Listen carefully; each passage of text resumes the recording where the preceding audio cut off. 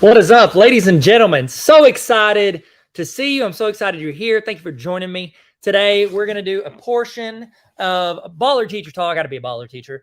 And, it's based around my book, but also the presentation I do for schools.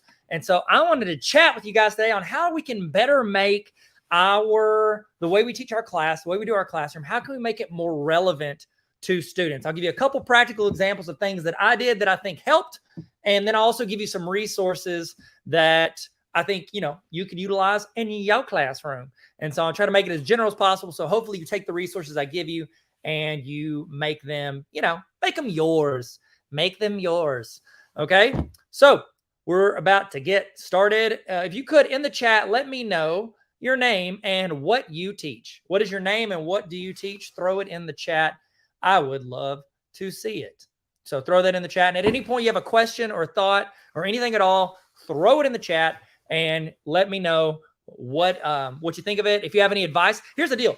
I think it's best whenever we work together towards like ideas, goals, things like that. So I'm going to have ideas and things that I've learned throughout the years and my own experiences, but you guys have your own set of experiences, your own set of things that you do or have done in your classroom that you can add value to people. So if I say anything or do anything and you have access to the template or the resource, throw that in the chat. We got Bill here, underwater basket weaving. I'll tell you this, my guy Bill, they had an Olympic sport for underwater basket weaving, and my guy Bill, he's killing the game. Bill it, kill it. Kill Bill. That's where they got the name from, because Bill was killing the underwater basket weaving. So I'm going to get started. We are talking today about how we can make our content, our curriculum, things we're doing in our class, how can we make it more relevant to our students? So I think that as an example, okay, in the chat, you ready? Y'all about to jump in the chat? I would love Melissa, high school CTE business. Oh my goodness, that's a pretty important class for students. That's a good one to teach. Okay, in the chat, you ready? I've got one. If you don't want to say your name and what you teach in the chat, which you're more than welcome to say. If you don't want to say that, that's fine. But this one, I need to know. I need to know. Tell me, baby girl, because I need to know. Who sang that? Was that Enrique Iglesias? No. If you know who it was, let me know. I'd love to know. Okay, here's what I want to know. In the chat, what TV show are you into right now? What are you digging? What's the TV show that you're like, you know what? I'm ready for, it to come out, whether it's Stranger Things. I think they're about to come out with season 4. They need to come out with season 4 before them kids turn 80 years old each, because those kids growing up too fast. You know what I'm saying? It's going to mess up that show. So there ain't nobody think they're in middle school anymore. So if you could toss your favorite show in the chat. And there's a reason I'm asking for this. It's not just like an icebreaker. There's a reason I want to know your favorite show. All American. I started watching that. It's really good. I was really good. My wife, she watched it and she really liked it. And I started watching it. It was really good. I wasn't able to do it. I'll tell you mine. The one I just finished, the one I just caught up on. Y'all can't watch it because there are curse words in it, so you shouldn't watch it. But it's called Ozark, and they're almost finished with it now. I think they got like 7 more episodes. It's on Netflix. Nope. Yeah, Netflix. 1883. Harvey. I'm watching Yellowstone, but I have not dived into 1883. I wonder are they done with the first season yet? I'd love to know. Okay, so there's a reason I wanted you to do this activity. There's a reason I wanted you guys to toss your favorite show into the chat. So, friends, I'll use Bill. Bill, I'm going to use you as an example, so don't get mad at me, okay?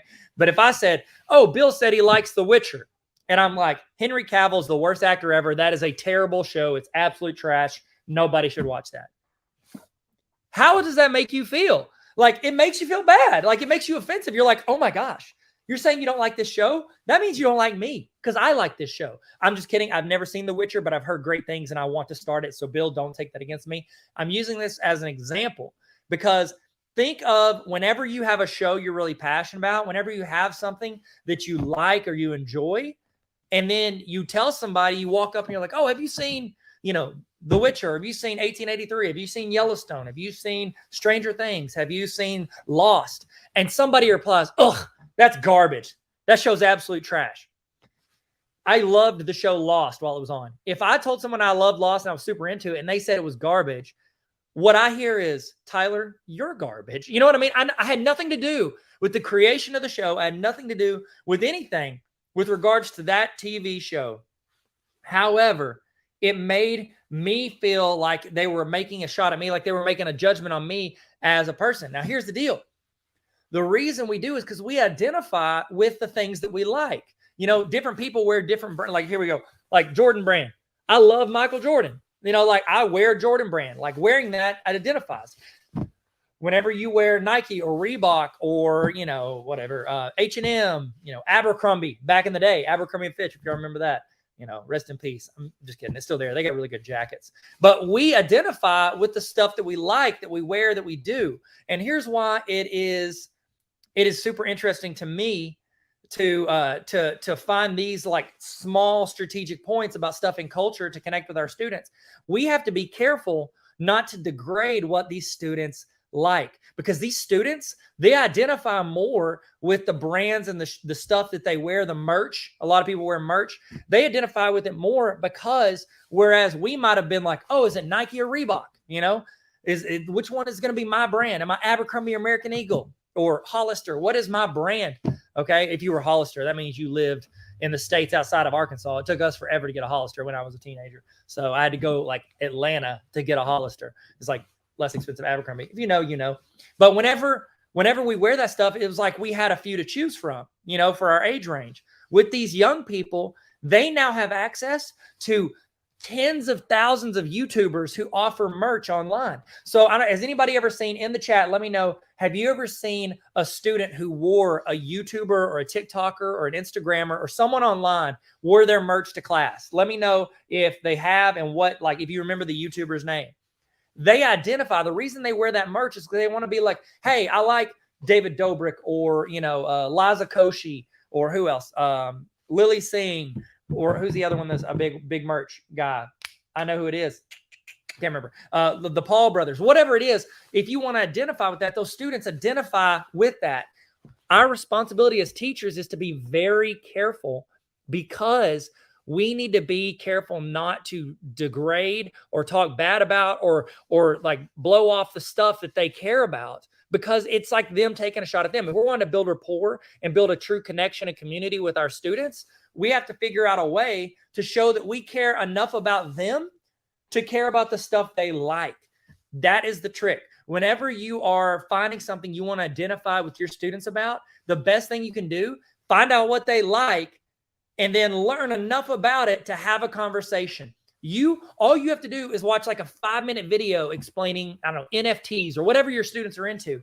Take a 5-minute video just so you can say, hey, I heard you liked, you know, NFTs, or I heard you liked Liza Koshy. I watched a couple of her videos. I watched Emma Chamberlain and I watched her videos. I thought it was cool how you did this. And they're going to be like, oh, what did she do? Did she do this, this, and this? Or I love this about it. You're going to spark an interest in your students. And what you're doing right there is that little bit. You go in 10%, they're going to go 90%. They're going to want to lean into more of what you care about, like you're trying to teach your lesson, your curriculum, the things you want to teach. All you have to do is talk about a little bit of something they like, and it's going to go a long ways with them. Here's the hard part with that. Most of the time, what they like is dumb. Okay, let's just be real. They're teenagers. They make some good choices, but it's not always great choices. I remember when I was teaching high school math, when I first started teaching, the big popular show was Jersey Shore. Has anybody ever seen an episode of Jersey Shore? Lee, I'm ready. Let's go. Tarver Academy. Let's go. We need to get that started. You know what I'm saying? Jersey Shore was a really popular show. And I was like, I need to connect with my students. I need to figure out a way that I can connect with them and show that I'm interested in what they're talking about enough to like take a step forward in that direction. So I watched like a YouTube clip about a lady named Snooki at a bar getting like cussed out. I think maybe somebody slapped her or something. It was really intense. But that 5-minute YouTube clip that I watched, I was able to spark an entire interesting conversation with my students to where they got engaged in what we were talking about, and it like livened them up. And then I was able to transfer that over into talking about like quadratic formulas or whatever it was. So you got to find those small areas that you can connect with your students in a way that might not be directly related to your curriculum, but it does wonders for you trying to teach and go further with what you want to talk about in your class. Okay. In the chat, can anybody name the movie that this is from? Somebody name the movie this is from. Okay, I'm gonna see if y'all can catch it. See if anybody get that in before I tell you the answer.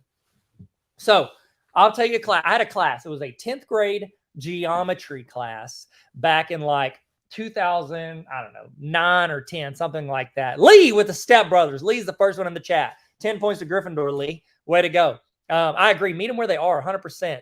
And let's see, you got connecting with students through football. Oh my goodness, yes. Here, let me show y'all. Look what I can do. Bam! Step Brothers. Lee with the Step Brothers. Okay, so I had a class. It was my first period class. It was geometry on level, not honors, on level geometry. And I'm going to tell you, I'm going to give you some demographics. My class had 28 students. Out of 28 students, 10th graders, 3 were female. That means I had 25 students, 10th grade dudes in my class. It's the Catalina wine mixer. That comes in later. So whenever we were teaching, when I was teaching the class, I'm feeling through it. I'm trying to teach them some math, but they don't, it's not like they're super passionate about math. They don't really care about math. It doesn't spark their interest. It's just something they have to do. And I'm trying to do this class. By the way, if you got 25 teenage boys in your class, that class smelled a certain way. Thankfully, it was the first period of the day, so I didn't give them time to build up that body odor. It's like somebody needs to send out a blanket email to those 10th grade boys and let them know, like, here's deodorant. It's good for you. So I don't know if it's good for you or not. Natural deodorant is good for you, I'm sure. So we're sitting there and I was just teaching, I've been teaching for a month or two in that class, and it hadn't really, nothing had sparked or kicked off to where I was building the rapport I wanted with them, but we're still learning. And then we were doing some group work, and I went to move some desks, and I did this thing where I stood up and I was like, oh, look at this. So much room for activities. And I did this little thing. That's a quote from the movie Step Brothers. And the students, I just popped that quote out. I was just like, oh, so much room for activities. And one of the students, his name was Slade, because of course it was. And he goes, dude, that's from Step Brothers. Do you watch movies and stuff? And I'm sitting here first off, I am a teacher, but I'm also a human being. Have you ever noticed how students think that teachers just are robots who shut down at 3:30 and then at 8:00 a.m. and we start teaching we have no life? It's they don't recognize, you watch movies and eat pizza? And it's yes, I do. It's they can't picture us as normal humans. And that always comes to life whenever you're walking through Walmart and you see a student and they're like, Mr. Tarver, what are you doing here? And you're like, I eat food. It's hostile life, bro. I shop at Walmart. Okay. And so anyway, so Slade's like, that's from Step Brothers. And I was like, yeah, it's from Step Brothers. And what we did is we say that, I'm sorry, I started reading every time I read the chat, we got underwater basket weaving all the time. Birdie Girl B, that's what's up. Okay. That'd be a great class. I know we need to get some teachers for that class going. Inventing Anna. Somebody named a show. Elena said Inventing Anna. I've heard that's really good. I haven't watched it yet, but it's #1 trending on Netflix. Sorry. Y'all, I love the comments, but it makes me want to talk about everything. Y'all can see how my class probably rolled when I was teaching. Those students knew how to get me off topic. And so here's Exhibit A. Whenever we were doing this, I made that quote about Step Brothers, and the students pointed out, and I was like, okay, this might be something we can use to our advantage. And so what we did is we started a competition where in that class, we had to fit in quotes from Step Brothers naturally as the class developed. Now, you couldn't just shout out Catalina wine mixer. You can't just shout it out. It has to relate to what we're talking about. So students, what I found, they were paying more attention to what I was talking about, and then they would try to insert comments into the lecture related, from Step Brothers. And we kept a tally of how many times we could incorporate those quotes into the class. So for example, I would be up there and be teaching my little heart out. And I'm like, we do this. And what's the square root of 49? And some kid would be like, the answer is 7.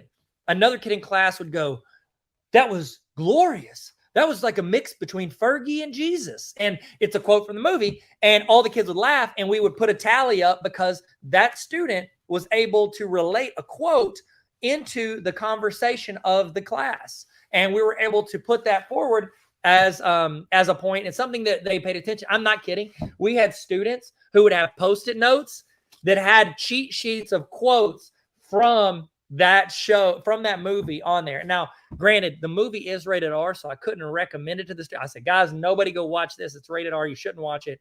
But most of them had already seen it. And so it was a chance for us to add those references in there. Oh my goodness. All right. So we got the Electric Academy. We got music, so much on the music. Drop a Travis Scott, Kanye, Kendrick. You got them locked in. I'm serious. I used to do this all the time. One of my favorite quotes to say, if a student did something well, I'd go, Oh, wow, you went from a 0 to 100 real quick. That's a Drake lyric, and it's awesome. I go, last name ever, first name greatest. Whenever they did something, they loved it. And it was a chance for them to get excited about answering questions correctly without having to do anything. I didn't spend any money. I have to do a pizza party, a taco party. I didn't have to buy them treats. I just made quotes from stuff that was relatable to them. Okay. So if you can find something that third period or was first period class, that geometry class became known as my stepbrother's class. That's what we actually called the class. It was really fun. And we kept that running tally of how many times we can incorporate that into the class. And somebody goes, who's that? Lee said, teachers weren't interested in Google certified training until I did a Hamilton edition. They did not want to throw away your shot. That's incredible. Hamilton's actually in town. I need to go check it out. I might go see it this weekend. So I'm going to give you guys Hamilton, by the way, fantastic play. If you haven't seen it on Disney Plus, check that mug out. I get no money from this. This is not an ad. It's unpaid, unsullied, unless what's his name wants to send me a check. Okay. So I'm going to give you a resource real quick, and this is available at tarveracademy.com/resources, or if you're on the honor roll, it's on the honor roll. Let me see if I got a link so you guys can do it. So if you want it, here is a resource. This is a daily student reflection journal, and I'm going to show you. Let me see if I can pull up a share on how to get that. We'll pull that up real quick. So we're going to go to tarveracademy.com/resources. I want to show you this resource as an opportunity for you to, let me see. We're going to share screen. I'm going to share a tab, and we're going to share this right here. Okay. You guys should be able to see that. Can y'all see that chicken nugget? All right, here we go. So tarveracademy.com/resources, just put your email in. It's going to bring you to a Google Doc of all of these resources. And you want to go to the daily student reflection journal. And if you want, I've also got a walkthrough here in case you forget everything I'm saying. Here's a walkthrough video of me showing you how to implement this and actually like assign it and give this to your students. So daily student reflection journal, you can go to this link right here. Pew, pew. Oh, bring in a new tab. Let me switch tabs real quick. Tab City. Here we go. Share this tab right here. Stop that. Hey, what's up? That's too much, Tyler. That's too much, Tyler. Let's share this screen, tab, and then bam, here we go. There we go. Okay, so here it is. This is a template for something you can use to get a glance at your students and how they're doing throughout the day, a chance to connect with them. I've got it set up in 9-week intervals. That way you can submit it if your LMS is Google Classroom. You can submit it before the end of that. And here's the idea, is that your students, each of them, you put this in a Google Classroom, and then you make a copy for each student. And then each student has access to using to putting this in. And here's the cool thing. If you have Google Classroom, you can go in and look at these every day. If you see a student and you're like, I think something's off with Timmy, you could go in and look at what Timmy filled out for that day, even though only you and Timmy can see access to it. So what the students do, they'd go in and they'd put the date. So today would be, February, 17th, 2022. And then they click and drag this over how they feel. Oh, I feel like fire. I feel like trash. I feel pretty good. I'm loving it. I'm kind of sad. You could go in and they could drag that over the top of how they feel. Then they list 3 things they're thankful for that day. And so what you could do is the students would go in, my teacher, because, you're amazing. They could say this meme, and they could link to a meme, Let's see, meme. Here we go. Bam. I don't know what I'm linking to. And then they put, my parents. The reason I added that in there into this notebook is because there's so many research studies that show that whenever you start your day with talking about what you're thankful for, it changes your outlook and your mentality going throughout that day. Then you want to apply it to them. How can we make it relevant? What's your favorite thing you learned? What's your favorite thing you learned yesterday? I could talk about, math, whatever. And then what do you hope to accomplish today? Finish all my late assignments, whatever it is. That is directly relating it to them and stuff that they care about. So if you can find a way to incorporate this or something like this into your class, it's a great way to get a glance at what matters to your students and like what's going on in their life on a daily basis versus just, just seeing like what they're, trying to read their facial expressions and their mentality and what they're talking about. So that's a great way to get a closer look at what's going on with your students in the class. Okay. Now, I have something that I'm going to give you some context for this. So I used to tutor after school from 4 to 8 p.m. Monday through Thursday after I would teach, and I tutored students. and their parents would bring them in and they'd have to learn about math or English. And I would sit there and teach them in like a small group setting. And these students, like, they're exhausted. Like, they've been at school all day, 6 or 8 hours, and then they have to come in and listen to me try to teach them some more stuff for like 2 more hours each. And then we rotated groups. And a lot of times it was hard for them to focus because they're exhausted from like teaching or from learning all day. And so what I did was I noticed my students, I was like, you know what? I would rather have them focus for a little bit than not focused and just ready to leave for like most of the class. So what I did was I noticed the students were into this thing. Have y'all ever seen students where they like take their pen and they tap? I'm not very good at it, obviously, as you can tell, but they're tapping stuff with their pen. A lot of these students were doing that. And I was like, guys, I know you guys are tired. You don't want to do this. How about this? And they knew how to YouTube video on YouTube channel. So I said, if you guys stay focused for the next hour and a half of class, then for the last 30 minutes, we'll stop working and we'll make like a song and we'll record a video and put it on my YouTube. I'll call your parents and see if that's okay if you guys want. And they were like, yeah, that sounds awesome. So we recorded, we wrote, like, they worked really hard for an hour and a half. Then we wrote the lyrics and then we recorded this video. And it was a chance because it was a chance for me to have them focused for a portion of time. How many of you would rather have an hour and a half of focused student attention as opposed to 2 hours of like semi to non-focused student attention?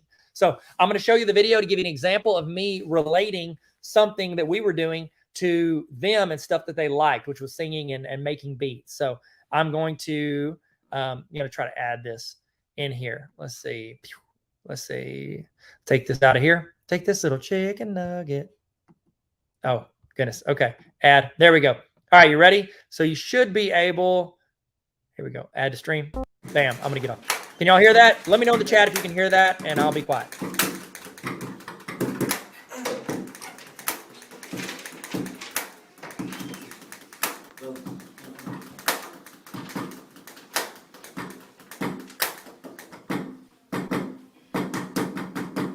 Hey, hello, my name is Tyler. Hope you're having a good day. I'm doing work because I ain't got no time to play. Sitting here, spitting with my boys, I think they name is Trey. Playing checkers, guess what's runners, bases where they like to stay. I don't know a lot about rap, but they said that I'm okay. Cause I ain't got no money, my interest is how I pay. Like Harry Potter making magic out of clay. I'm also losing my hair, but at least the things are not great. Y'all like 2 girlfriends, I say yes and nay. I'm not gonna be rude, introduce myself and say, hey, y'all like Eminem and Justin Bieber, I like Dre. We all be best friends until the month of May. We can all get some ice cream or eat a steak, I'll get filet. And this is where I'm going to change the beat, and I'm going to change it around with different things. You keep going, and I'm going to change the words because I was rhyming with okay, and now I'm going to switch up. Okay. I know for a fact that everyone's okay with my words. Now it's time to see if they are okay with your words. You go when you are ready. The girls call me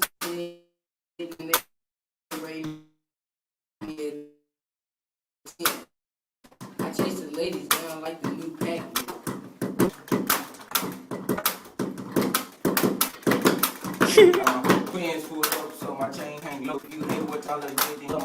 Yeah, now it's my turn. You guys stop talking because I'm really good and everybody's in my hood. Everybody likes me. My rap is so good. Everybody want to be like me. Where you guys going? Don't you want to hear me rap again? I think you would really like it if I rhyme with other words. How about stuff like words? I can rhyme with words. Improvisation is how, hey, can we still, you want to go play basketball? I'm sorry. Thank you. Birdie Girl, that's great. You know what? I would be all for submitting this for a halftime show performance. You know, if I'll tell you this, I look like modern 50, not back in the day 50 Cent. Did you guys see, like, because he's gotten a little thicker, he still looks very strong and he can sing upside down, which I cannot do. But I saw somebody post on, I think, TikTok or Twitter, and they said 50 Cent has turned into a whole dollar. And I was like, that's just like comment of the year. That was funny. Okay. So, so whenever I show you that, not to say like, oh, I'm really good at rap, which I am not. However, I don't know if you heard it, but the lyrics were fire. It's just me like not being able to stay on beat or sing with rhythm or whatever. It was really fun. And we got to have a lot of fun with it. And it was a chance for me to do something that they liked and tie it into our curriculum, even though it was very loosely tied in to almost not tied in at all. The thing that was really exciting for them was the fact that they got to do something they liked during a time when they normally had to do stuff that I pushed them to do. And so it was a great way for us to, talk about it. And fun fact, so I'd recorded this like 10 or 11 years ago when I was tutoring.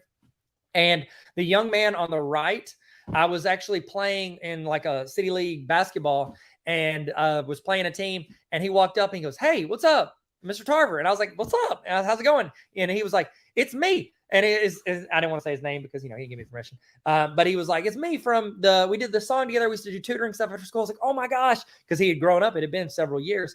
And it was just a really cool experience. And he remembered this moment. I don't remember. And he doesn't remember anything we learned. I'm sure we learned stuff, anything we learned, but it was these moments that he remembered and he was excited about whenever we ran into each other. So that's fun. And if you can make those moments for your students, it's going to build those opportunities for you to talk about stuff that is relevant. Another resource that I have on, that resource page that I showed you, tarveracademy.com/resources.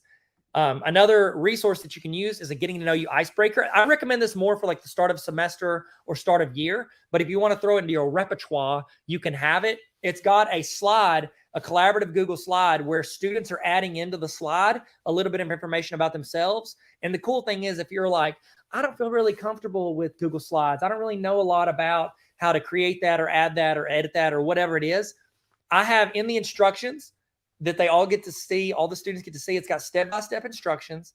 And whenever they click on the link, it's got a quick video of me explaining how to do it. So they're going to learn Google Slides, but more importantly, you're going to learn and the other students are going to learn about each other so that we can know what is relevant to us and the people in our class. Here's another one that's great for the first semester, first day of school.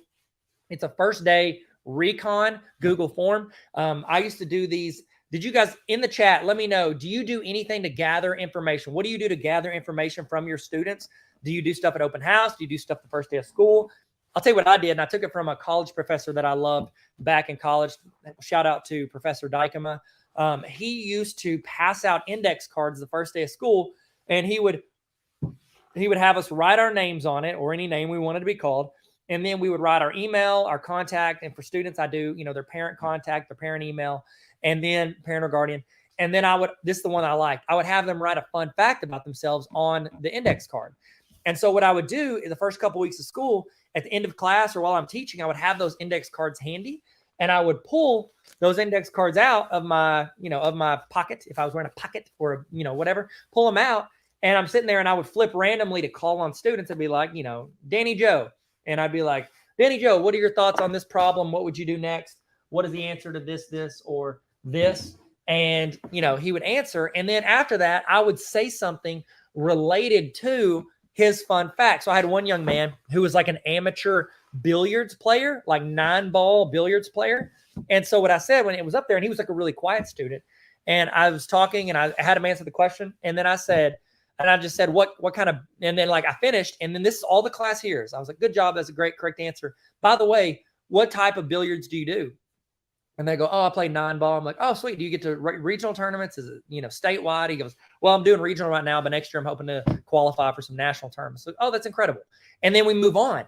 What you're doing, not only am I showing that student that I care about something that they're super passionate about, or something that's, that is just for them, something that's individual for them. Not only am I doing that, but also I'm creating a sense of like curiosity with the rest of the students in the class towards that student. And so after class, a lot of students that would never have talked to him went up and they were like, "Hey, what was he talking about?" Or, "What do? You do billiards? You travel?" Like, it was a chance for other students to like see people in their class, not only as just like, "Oh, that's, Amanda, who I've had class with every year since kindergarten." It's not just like a random person. They are people with personalities and a story that they can now identify with and, connect with. And so it's a chance for you to build that relationship and that rapport and that community with among other students.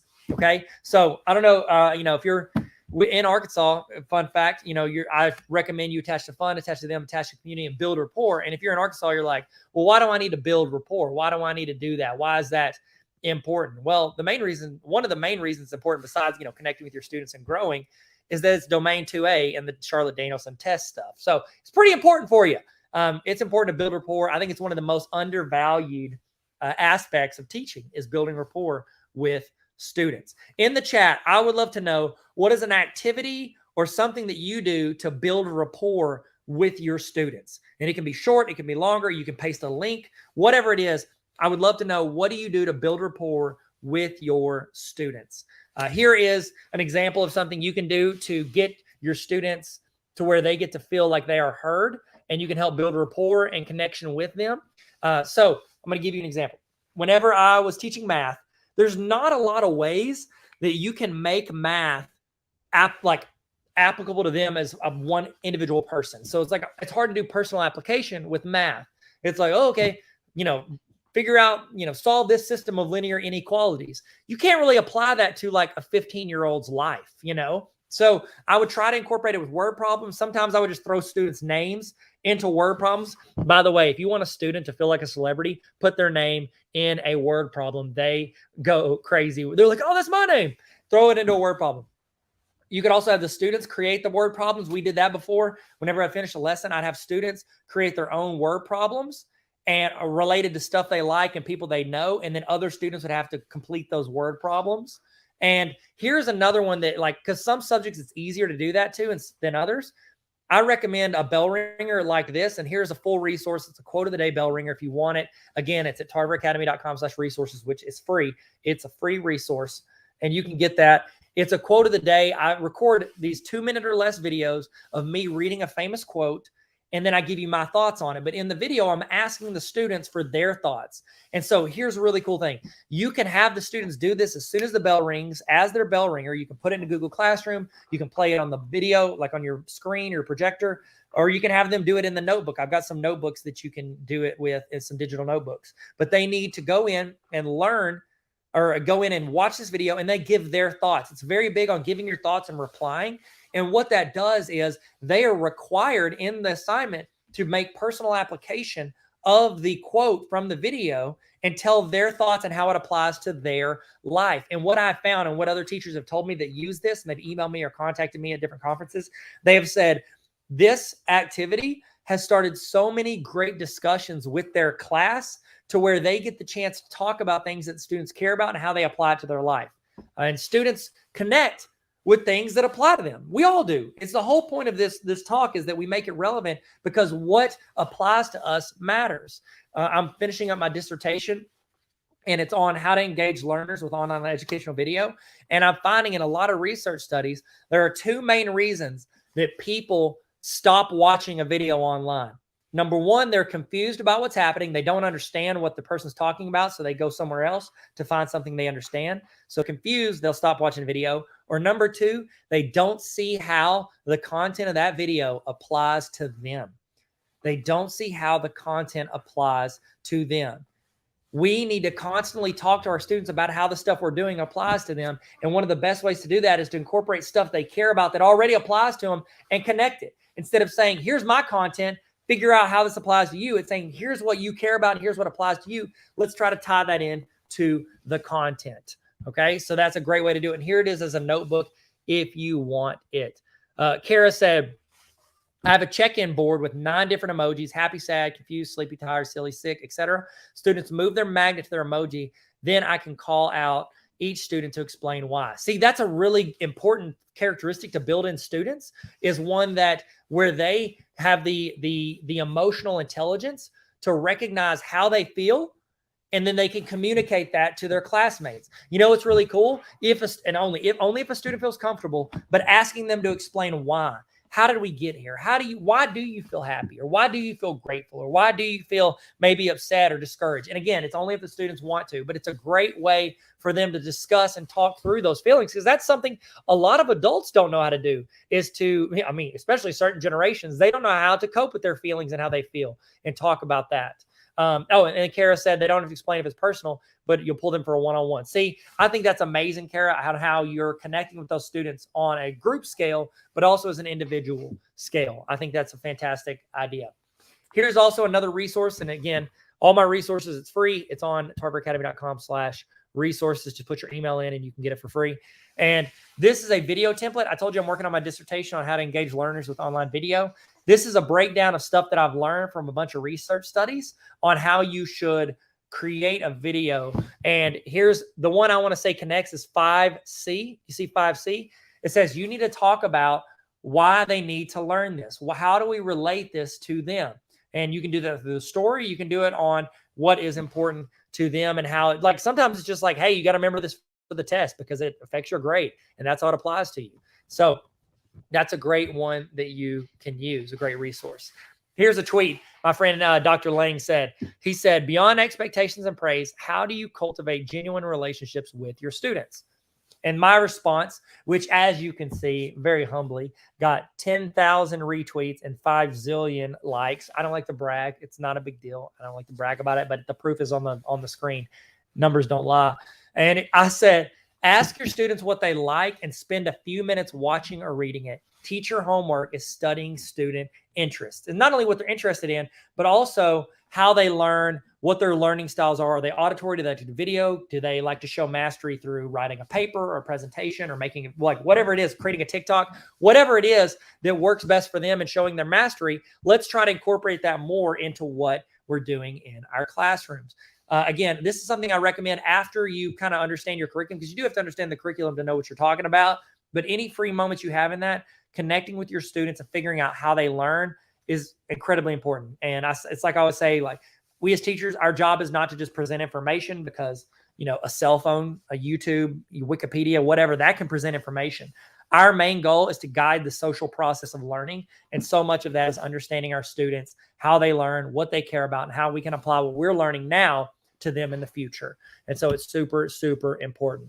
Thank you guys so much for hearing our chat today. This is a portion of my How to Be a Baller Teacher talk. I would love to use the last 10 or so minutes of this answering any questions you guys have, running through thoughts, talking about ideas. So if you have anything at all, please throw that in the chat. I would love to hear your questions or thoughts on anything related to this topic or anything else. I would love to hear it. Let's see. I'm going to go back through the comments. While you guys are throwing a comment in about any questions or thoughts, I would love to go through these. So we got, you take attendance through Google Chat by playing a Would You Rather. Then you share. Oh my goodness. I did that for a while and it was super fun to get students' thoughts on why they chose certain things. Students love the idea of, like, it's an opinion, but also for me, like, it's my opinion. It's something I have an answer for. It's a reason that I want to relate something or I want to choose something. In the chat, you ready? This is one of my favorite Would You Rathers. In the chat, let me know. Would you rather fight a horse-sized duck, so a huge duck the size of a horse, or 100 duck-sized horses, so a bunch of little bitty horses? Which one would you rather fight? If you have to get into a fist fight with any of those, which one would you rather fight? A horse-sized duck or 100 duck-sized horses? Which would you rather fight? That's what I'd love to hear. So I would love to hear that. And also, I'm going to go through here, throw out any thoughts. Any thoughts you got? You know what? We can make recommendations here. If anybody has any recommendations on next year's Super Bowl, who would you like to see in the Super Bowl next year? I'd love to hear that in the chat. Let's see. Lee said, meet them where they are. 100%. Oh my goodness. Whenever I was a principal, we had students that would come in, and we'd have a demographic of homeschooled students.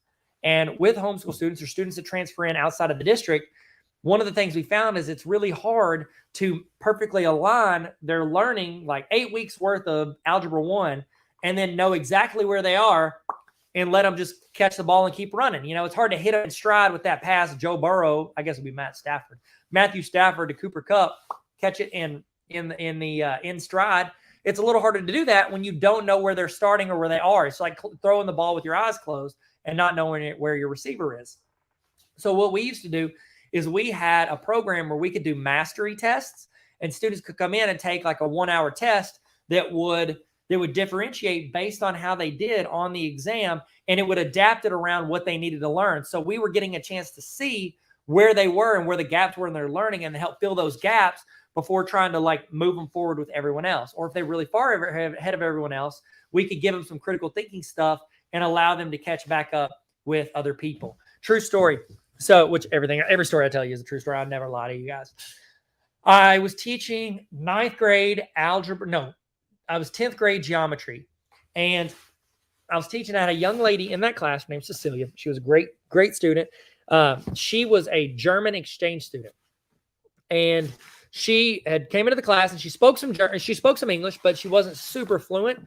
And I'm sitting there teaching geometry, and she was not doing well in the class. She did not do well. And I got her permission to say this.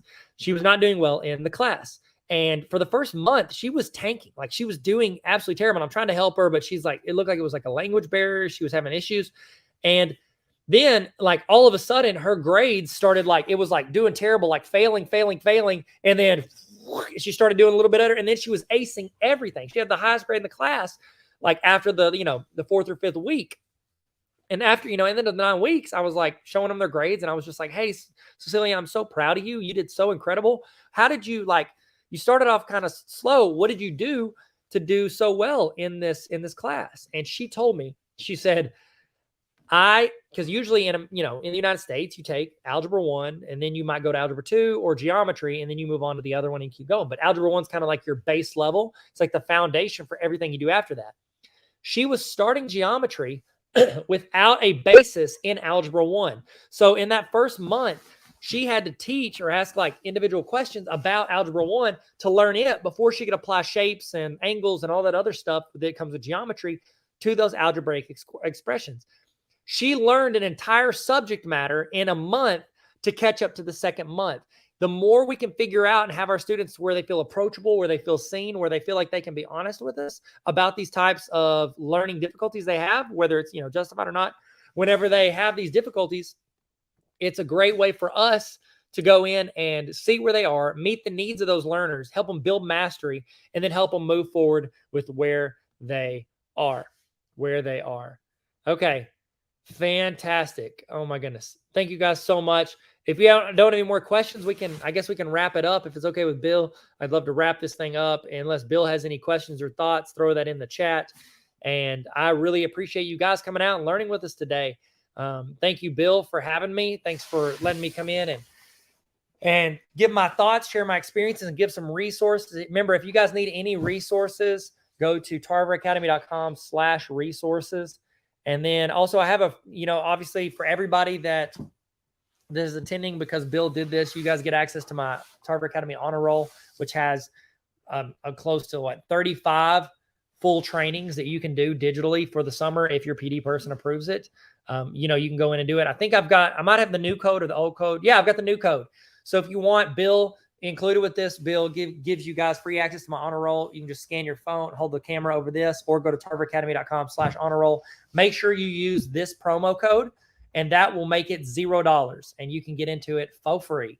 So thank you, Bill, for having me. Thank you guys for listening, giving your thoughts, hearing my thoughts and experiences. I really genuinely appreciate it. And I hope that this added you some value or passed the time when you were about to leave work. And so thank you guys so much for being here. And thank you for continuing to work extremely hard and pour your heart and soul into these young people and helping them grow. Thank you. Thank you. If y'all haven't checked out the Electric Academy on Patreon, check him out. He's got a Patreon channel I sub to. He's awesome and amazing educators on YouTube, and check him out if you get a chance. Thank you. Thank you, Birdie Girl B. Tweet. And thank you, Bill, for having me. If you guys need anything, if you have any thoughts, questions, or any links that you can't find, just email me, tylertarver@gmail.com.